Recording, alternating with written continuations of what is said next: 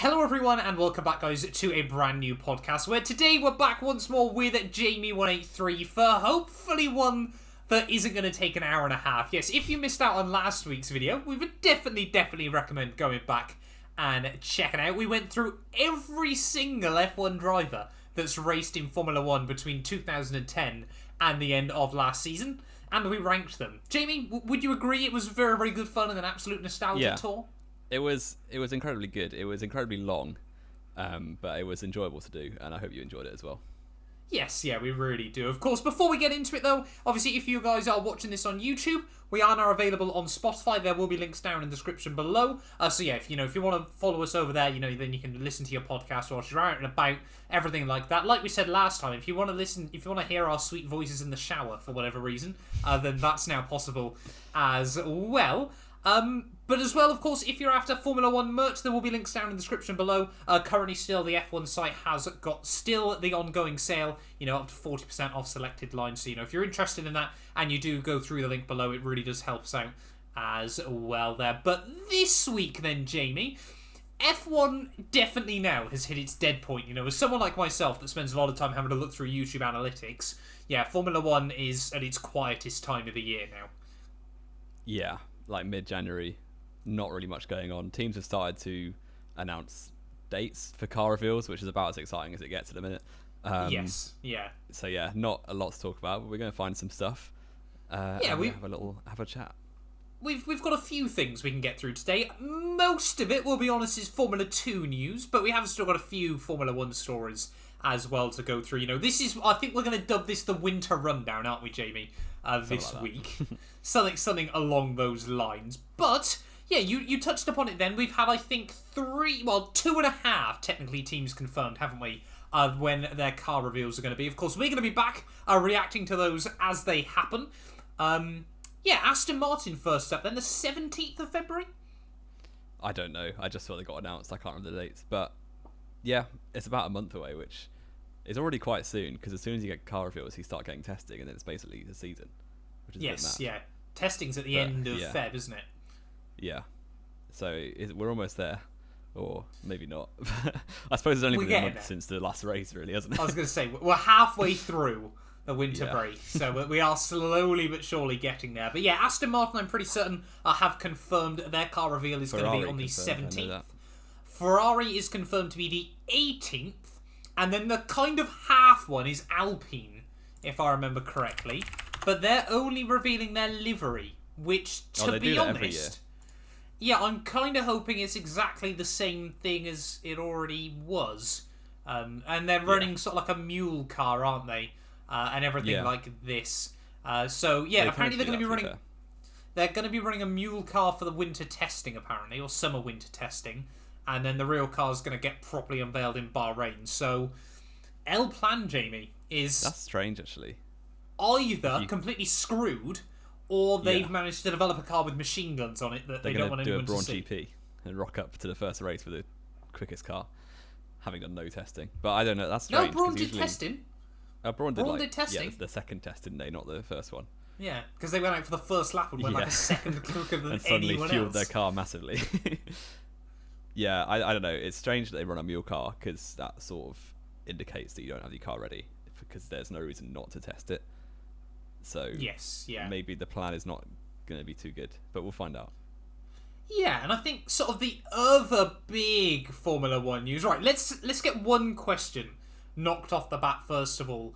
All these talks about will Hamilton stay in Formula 1 this year, there's no real debate, is there, Jamie? Of course he's coming back, surely. Yeah. We're going to completely play down the hype here.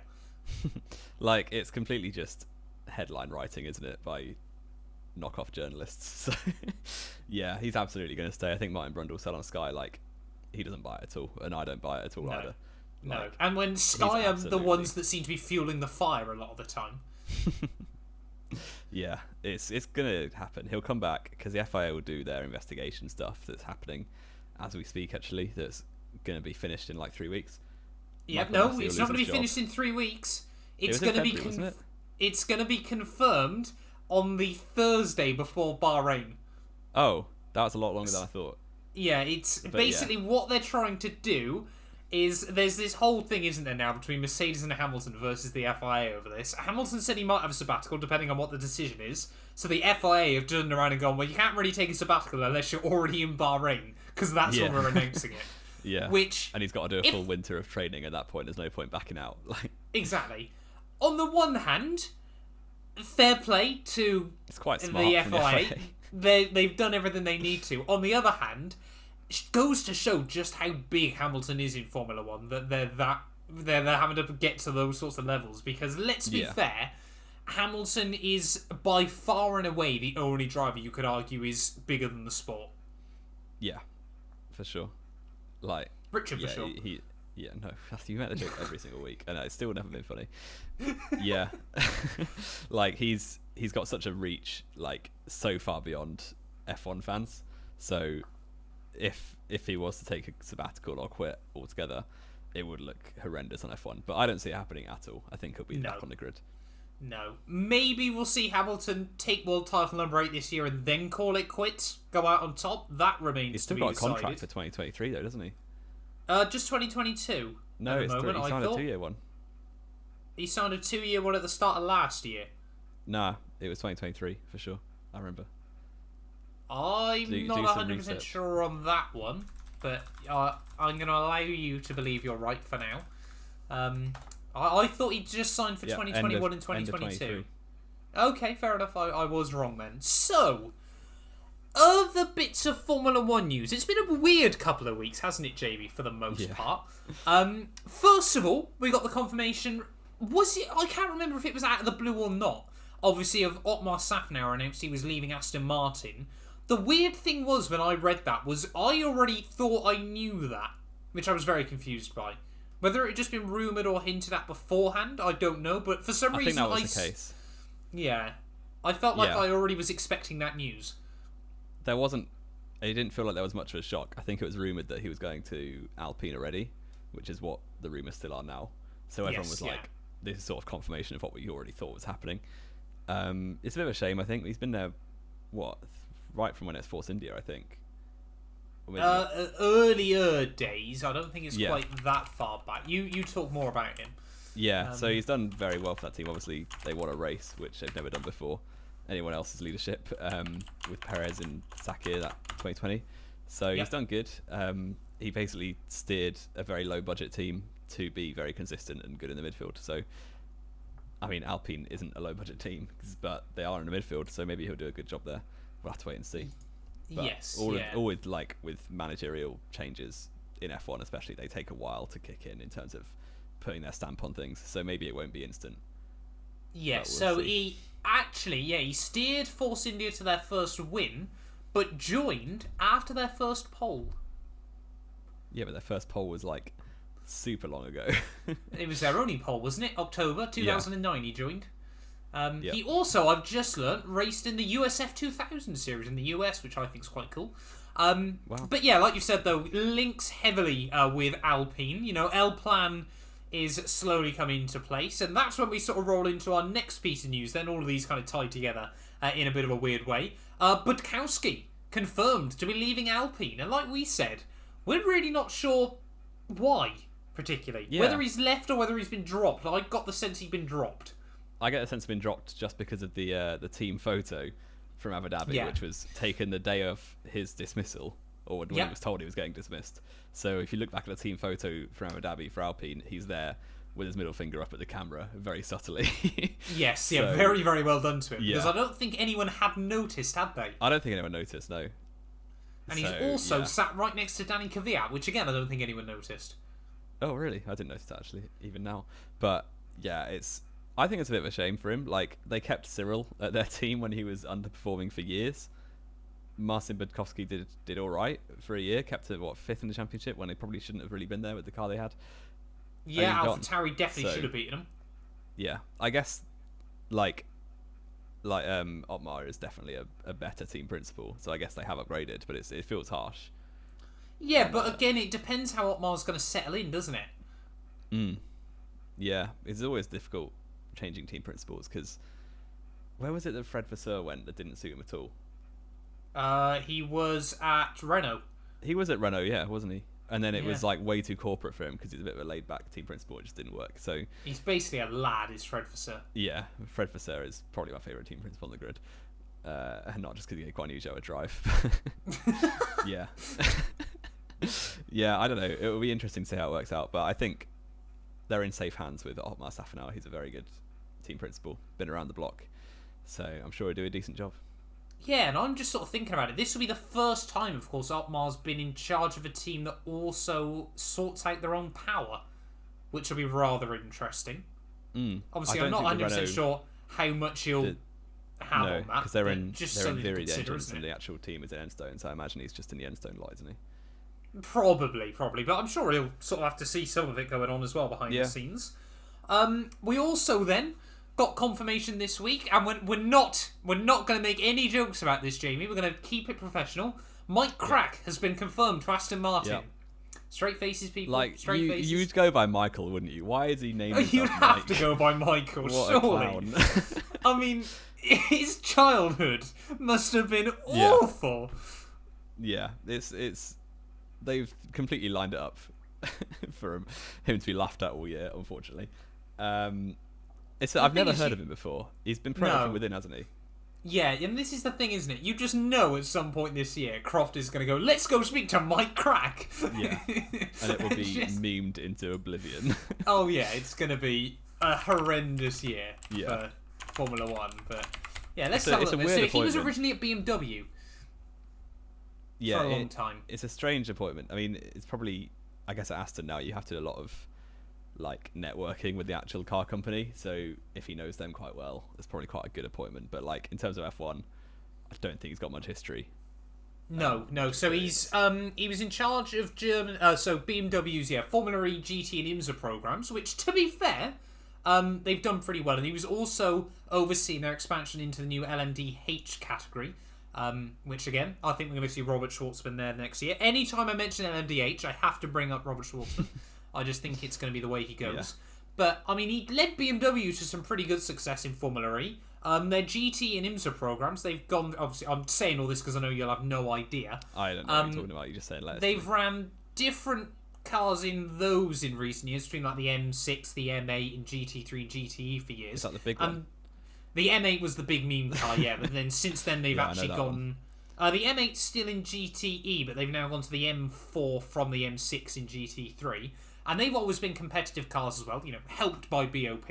But BMW, have certainly done pretty well there. So I feel like he will kind of be a bit like Otmar, where he goes in and he's still able to get a lot out of the team. And maybe BMW power back in Formula 1? Oh, there's rumours, isn't there? So we'll see 2025 or 2026, depending when the rules come in. Could we see, BMW Aston Martin closer and closer ties? Are Aston Martin owned by them? I don't think they are. Who owns Aston Martin? Are they not owned by a bigger team, bigger company? Isn't it Jaguar, or is it? They're in the same umbrella group as Jag, I think. Possibly. Yeah, they're their own thing, Aston Martin still. They are still their own thing, are they? They're hanging on by a thread. Surprising, at the yeah. Well, it's because obviously Strudovic put all that money in, I would have thought, behind the scenes. But yeah, to sort of round out this sort of weird little rumours and stories and team managers getting sacked, then of course, like we said, Otmar is linked to go into Alpine. Alain Prost, 4-time champion, has also left Alpine as well. That's been confirmed just about an hour before we're recording this, so that's going to be rather interesting to see. Yeah. Whether it'll make much difference, I've always sort of thought it's nice to see a lot of the ex-Formula 1 drivers at different teams, but whether it's going to make that much difference performance-wise is another question. You doubt they're really doing much, maybe apart from the drivers enjoy being around them. Yeah. But they won't do much for the team, really.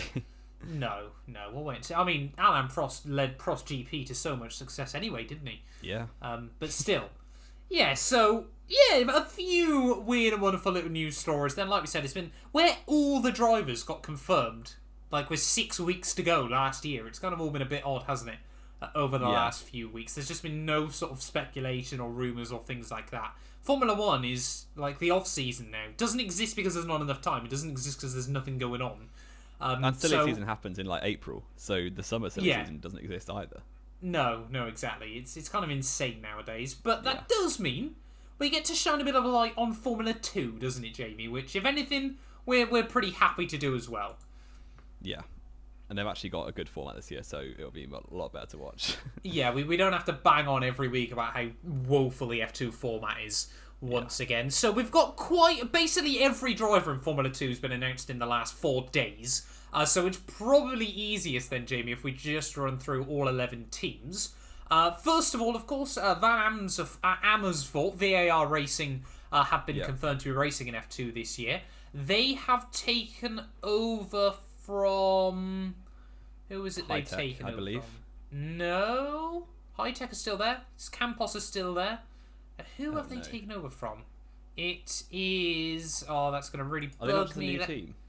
Yeah, but there was 22 cars last year, wasn't there? Yeah, now there's 22. Oh, no. Yeah. Who have they taken over from again? This is really bad podcasting from the pair of us. Yeah. 2021. Go. They've taken over from someone. I know as soon as you tell me, I'm going to remember who it was. Well, HWA, Race Lab. Yes. That's the one. Because I was trying to remember who Delayed a Race for last year. You can tell I've been playing a lot of F2 on F1 2021. So yeah, Van Amersfoort, I'm not going to be able to get that name right. A Dutch team. Their Dutch team, yep, they've confirmed Jake Hughes to their car. 27-year-old Jake Hughes. In the junior sport, yeah. Why, still? Bless him. I the have thing no is, idea.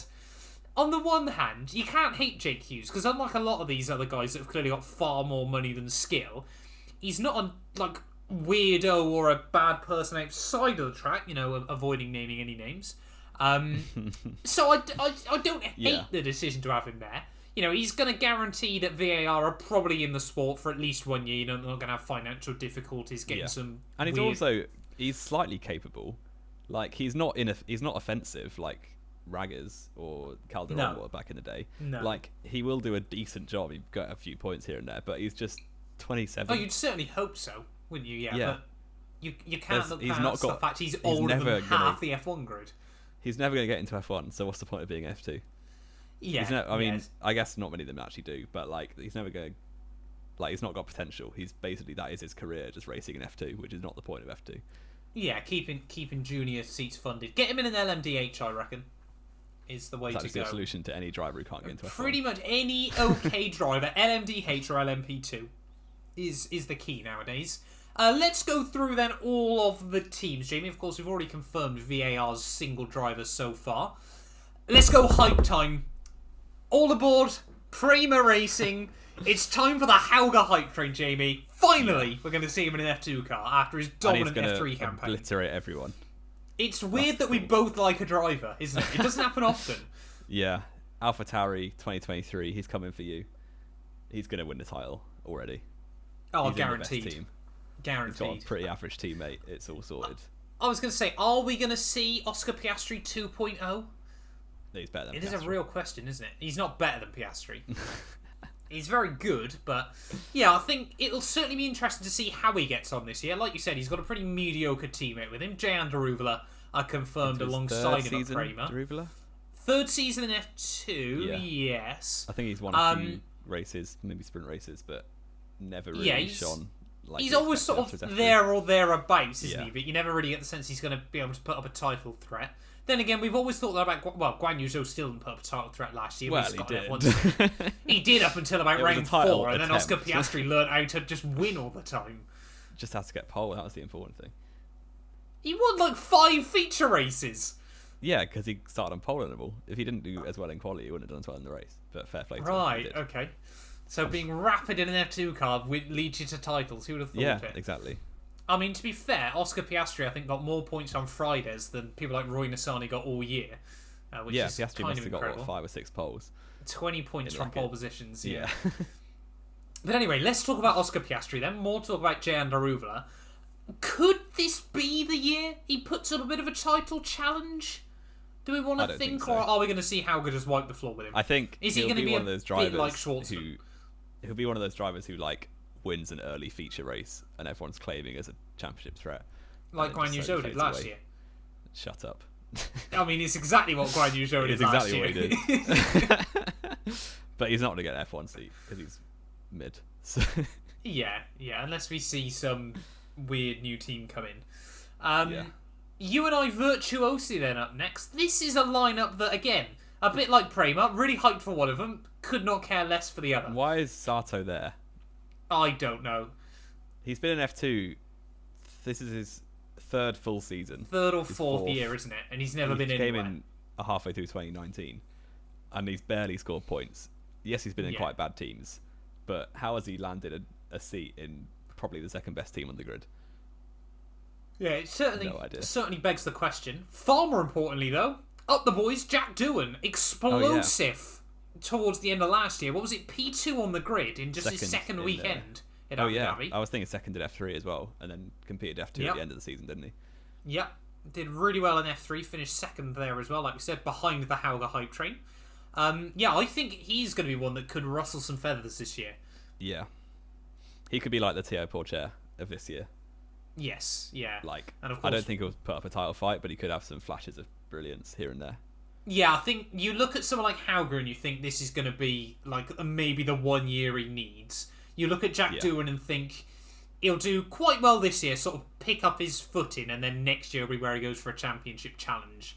I think is probably the way Doohan's looking at it. I mean, so was Oscar Piastri was meant to be. Prema confirmed, didn't they, a few weeks ago that he had a 2-year deal with him that obviously he just can't use. Carlin up next then. This lineup I'm pretty excited for. It's going to be interesting to see. Liam Lawson and Logan Sargent. Sargent's got his eyes on that Williams seat, I'm almost certain. Yeah. Because he was confirmed recently as a young driver for them. He did decent in F3 a couple of years ago. The year Piastri won it. He only just lost the title in the last race, so he could have a bit of potential. Liam Lawson, obviously quite a known quantity. I don't think he'll challenge the title, but he'll win a few races. That's the sort of driver he is.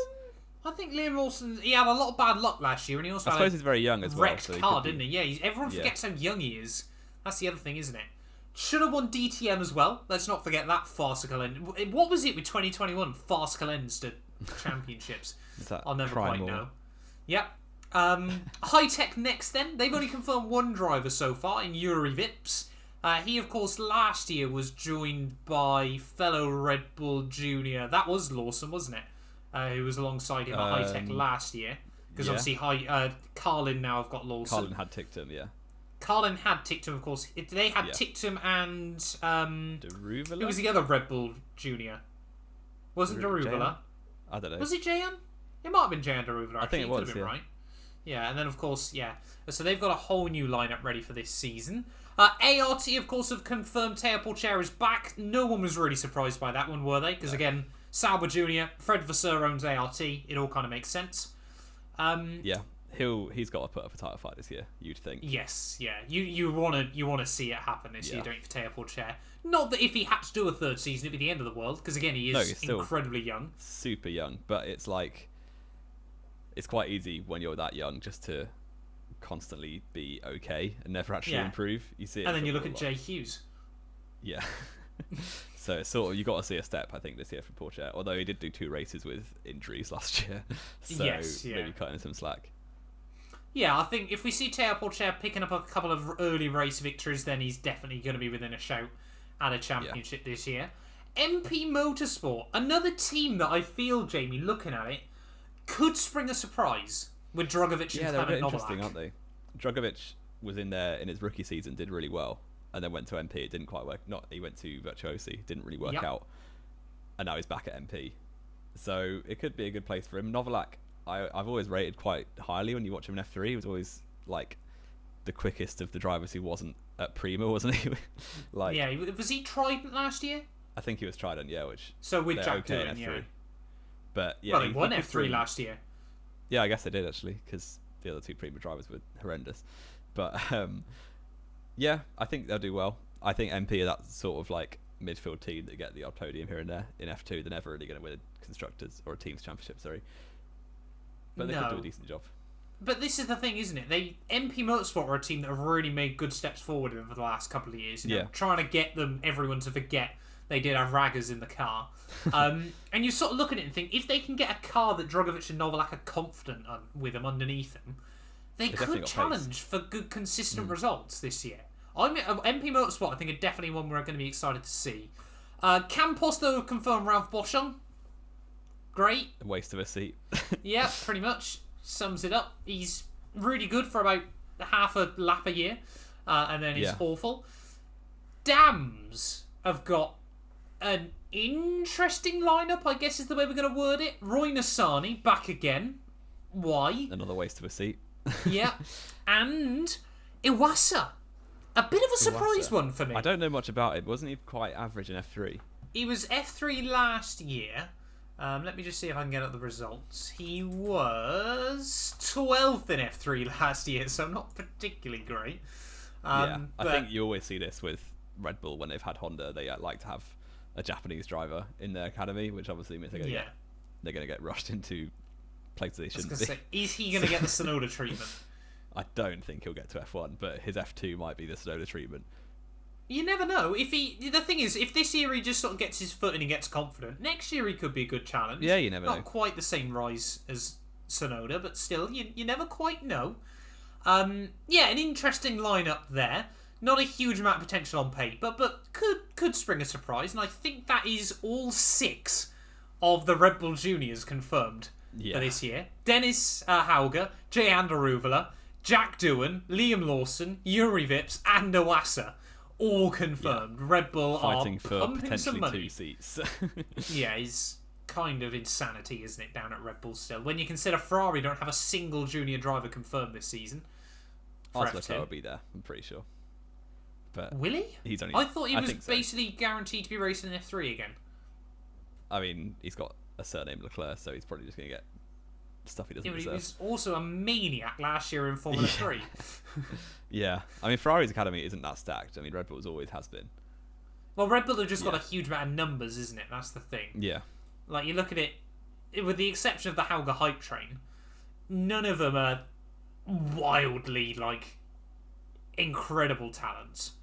But, a lot of them could still have the potential. Yeah. Yeah. Down to Trident, though, Jamie. We got, is it Callum Williams? Yeah, no son of Brit Ferrari just yet. Is he decent? I don't know much about him at all. I think he's... I was about to say he's Williams Jr., but then I was just reading his surname. He was 19th in F3 last year and 31st in F3 the year before. Wow. That's... I mean, Genza are horrendous, which is the team he drove for. Yes. Yeah, that's also very true. Yeah, so we'll wait and see about him. Probably one of the most hyped up drivers then coming into F2 this year, down at Charoux, is Chembol Bassi, Jamie. Yeah, that's very cool. I mean, obviously F1 Esports basically had nothing to do with his promotion to F2. That is something we need to make very clear to begin with. As much as Formula 1 like to claim it has, Chem has been racing Formula 1, well, not Formula 1, but obviously racing real-life go-karts and things like that for his entire life. F1 Esports was just another way to keep on top when money's tight. Yeah. So, I mean, very well done to him. I think it's really cool that he's there. Yeah, because was he meant to be racing in F3 last year, or have I got that wrong? I think he was. Because he did Formula 3 Asia last year and came 9th. Then did that on Joe one? Just remind me. I think it was the one Joe went in just to beat up some kids who've never driven an F3 car before. Yeah, get those super license points. Yep, secure the exactly. Euro Formula came 5th, and then he did some GT4 racing as well as European Le Mans. So you can't really always get too much information from those sorts of things. But yeah, I really like Chem. Don't get me wrong. But perhaps a year in FIA F3 might have been good for him first. It's a big step up, isn't it? It is a big step up. I don't think he'll embarrass himself. But he's a very capable driver from what we've seen. But it's unlikely it'll be a few points here and there. Yeah, he won't be mixing it with the Haugers and the Porsches, I don't think. Yeah. But then again, we love it when people prove us wrong. Again, we've kind of got to remember as well, although, he's obviously had a very difficult journey to this point. He is 23, I want to say. Almost 24. Yeah, he's 24 in a couple of weeks. So it's unlikely that he'll make F1, in my opinion. Yeah. But you never know. Not optimistic, I'll be honest. But, like we said, Chem, if you can surprise us this year, I'm more than happy to back you all the way. It's fair to say as well. But yeah, I think that, because we already mentioned Jake Hughes, haven't we? That rounds out F2 news for 2022, Jamie. There's still a few seats left to be confirmed. What have we got? 1, 3, 6 seats left. Any obvious choices for people that need to be coming back? Looking at it? I mean, a lot of the ones last year at the top of the championship said they weren't going to come back. Yeah. So, who's the highest returning driver at the minute? It'd be Porsche, wouldn't it? I think so, yeah. Yeah. Yeah, Derulo finished behind him last year, didn't he? I mean, Richard Verschore's not there yet, but he's always sort of struggled with finances and getting passed around a bit. But hopefully he's a good driver, so I hope he gets on the grid. Yeah, he can certainly spring a bit of a surprise, isn't it? This is the problem. Obviously, Guan Yu Zhou has made it to F1 somehow. Piastri hasn't made it to F1 and can't race in Formula 2 again. F2 because he won. Schwartzman's been in F2 for too long, so he didn't really want to do another year there. Now, obviously, again, like we know, he's off to the Ferrari LMDH program. So yeah, we're kind of going into a weird year, aren't we, in Formula 2? Yeah, there's a lot of potential for another rookie champion, I think. Yeah. I think if I was to pick out a favourite, I'd probably say Hauger or Porsche. But I would back Hauger. Yeah, you'd want to be thinking sort of the guys that need to be up there are going to be Porsche, Hauger, and I'd love to see Lawson battling right there as well. If Carlin can give him a good car, then fingers crossed he'll be right there as well. But like we said, Drogovic and Novalak could spring some surprises. Iwasa might do something. We're not so sure about that one. Let's not get our hopes up too high. But yeah, exciting times in the world of F2. Formula 3 then, Jamie, no, we won't go into that today. We might have to save that for another week. There's just too much to get through, isn't it, when you start looking all the way down. I mean, it's nice to see, Juan Manuel Correa's been confirmed again. Oh yeah, and Britt Ferrari's been confirmed as well. Britt Ferrari's going to F3 as well, so we're going to be watching him closely this year. What's his actual name, sorry, again? Ollie, is it Caldwell? Ollie, no. What's his name? Ollie, no. I'm going to search Britt Ollie Ferrari. Bierman. Ollie Bierman. Ollie Bierman. Yeah, that's the one. Yeah, we can suddenly remember who's racing where. Oh, that was what I wanted to say to you as well quickly before we finish off. Italian F4 has got a new team this year, and their name is Cars Racing. Oh yeah, Cars what a name! I've got some breaking news from the world of Twitter. Oh, is this live February action 11th, news? February 11th, McLaren. There you go, another one. Oh, right. There we go. Then that's as it's hot off the press. Hot off the press, as they say. I think is as they say. Yeah, McLaren then confirmed. Is that going to be the full car? I don't know. They usually do full car, so I'd imagine so. What day is the 11th, Jamie? Are we going to be here for a live show? A Friday! I'm off! I can do it! We're going to be back with a live podcast reacting to McLaren. Get in there, up the boys. But yeah, anything else to add then, Jamie? No more hot news? Hamilton's not confirmed his retirement? No, anything unfortunately like that? not.